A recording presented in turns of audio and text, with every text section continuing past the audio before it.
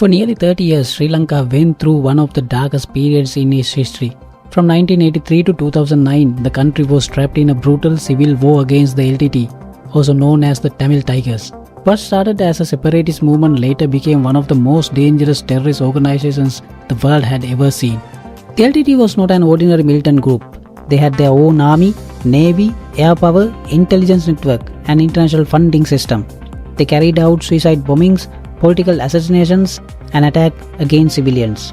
In fact, they were among the first terrorist groups in the world to widely use suicide bombers, including female suicide bombers. Because of these violent activities, many countries banned the LTTE and officially recognized it as a terrorist organization. But here's the important part. Sri Lanka did not win this war only with guns and bombs.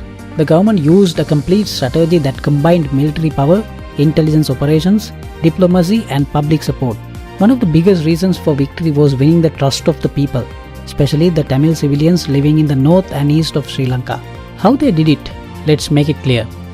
The government made it clear that the fight was not against Tamil people, it was against terrorism. Many Tamil civilians themselves suffered badly under LTTE control. Children were forced into fighting, families were threatened, and innocent people were trapped in fears for years. Sri Lanka also carried out major intelligence operations with the help of foreign countries. They tracked LTTE money networks, arms smuggling routes, and overseas activities. Slowly, the LTTE began losing weapons, fundings, and international support. At the same time, Sri Lanka used diplomacy very effectively. The government explained to the world why the LTTE was a terrorist organization and gained support from many countries. This helped isolate the LTTE internationally. Then came the military operations. The Sri Lankan Army, Navy, Air Force, and intelligence units worked together in a highly coordinated way. The Navy destroyed LTTE armed ships at sea. The Army captured important LTTE strongholds step by step, including Kilnochi, which was their main base. Special forces targeted key leaders and weakened the organization from within. But during the final stage of the war, there were still hundreds of thousands of Tamil civilians trapped inside the conflict areas. According to many reports, the LTTE used civilians as a human shield and stopped them from escaping. Sri Lankan forces launched what the government described as a humanitarian operation to rescue those civilians and bring the war to an end. Finally, in 2009, the war ended.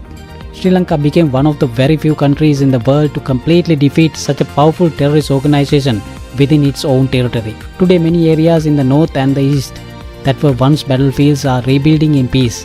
People have new opportunities. Children can go to school safely, and families can finally think about their future without fear. Of course, there are still debates and international discussions about the war and its humanitarian impact. But Sri Lanka's victory remains one of the most important counter-terrorism operations in modern history. So what do you think? Can Sri Lanka's experience teach the world something about defeating terrorism? If you enjoyed this video and want more stories about history, war, geopolitics, don't forget to like, subscribe, and comment below with your thoughts.